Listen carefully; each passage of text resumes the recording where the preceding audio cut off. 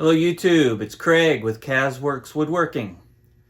Got a little update on my progress with this little chest of drawers.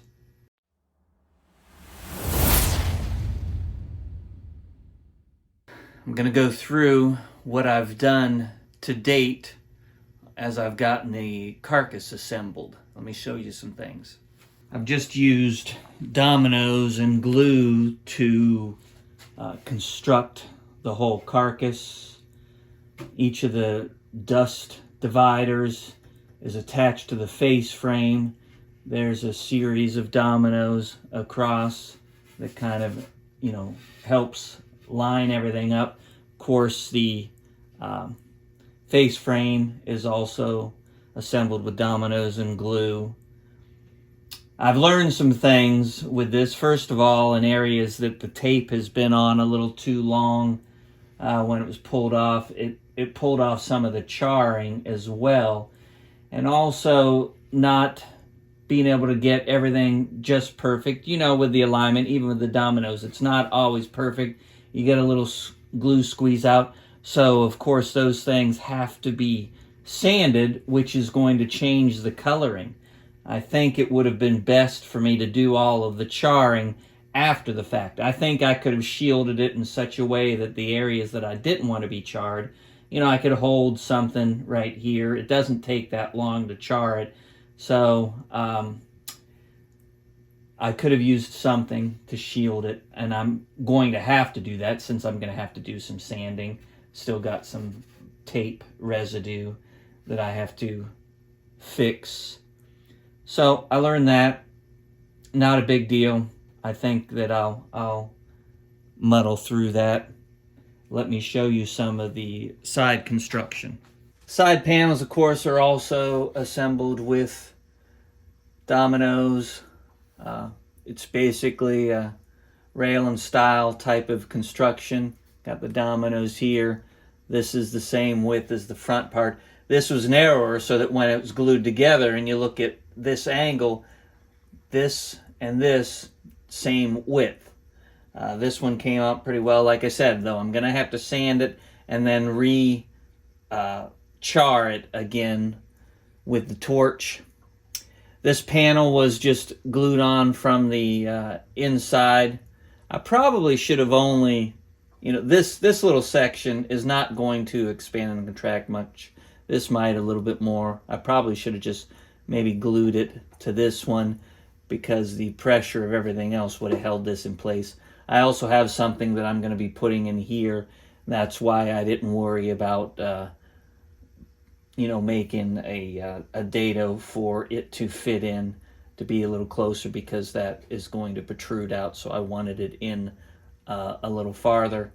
I think that that's going to work out okay. But there again, after I sand it, I'm going to have to do some charring again and fix some things, and hopefully I can be successful. Otherwise, I'm probably going to have to char the whole thing. If there's no way to protect the flame, I think I can do that. We'll see how that goes. Let me show you what I did with the back. You can see here, and I did that at each level. On each side, I put a domino into the side panel.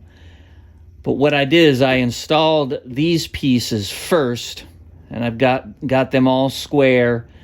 And so when I slid the panels in with the dominoes, I didn't want them cantered out too far. I just wanted to be able to slide them right in. So I just made this little mortise with the domino so that it would just slide right in, and with glue, it's all held in place. Not a problem.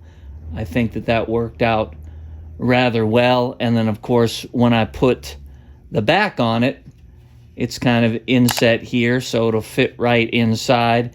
It'll cover everything. No one will ever be the wiser. So that worked out pretty well for assembly. There probably are some things that I would have done differently, and we'll see as I move forward after I've sanded how successful I am at redoing the charring and only getting the parts that I want, because I want it to have this two-tone look. And then when I do the top is going to not be charred. It'll be oak like this, and same with the drawer fronts. So I'm hoping that I think the coloring seemed to match pretty well, having the two-tone. I'm looking forward to doing that, but I just don't know at this point how it's going to turn out. I won't know until it's done. And of course, it's going in my house, so even if it's not perfect, I'm okay with that. It's still a learning experience, and I'm looking forward to having it complete. For when I do the drawers, I like to put a runner on the bottom here and a runner on the bottom of the drawer so that it's hardwood on hardwood. I don't like plywood sliding on plywood. This is a thin veneer. It can wear through much easier. So I'm going to put something at the top here to prevent the drawers from tipping too much when they're pulled out, and then I will put something at the bottom here and then also on the bottom of the drawer so that when they're sliding in and out, it's hardwood on hardwood. They'll be waxed. It should move pretty easily, but that'll maintain these from wearing, especially since my drawers are normally flat except for the end pieces. You'd have plywood on plywood the whole length of that, and I just don't think that would work out too well. So that's my plan. I'll glue those pieces in first before I put the back on, and then I will start working on the drawers and go from there. I appreciate you sticking with me with all my projects. Comment, like, share, and subscribe. As always, have a great week.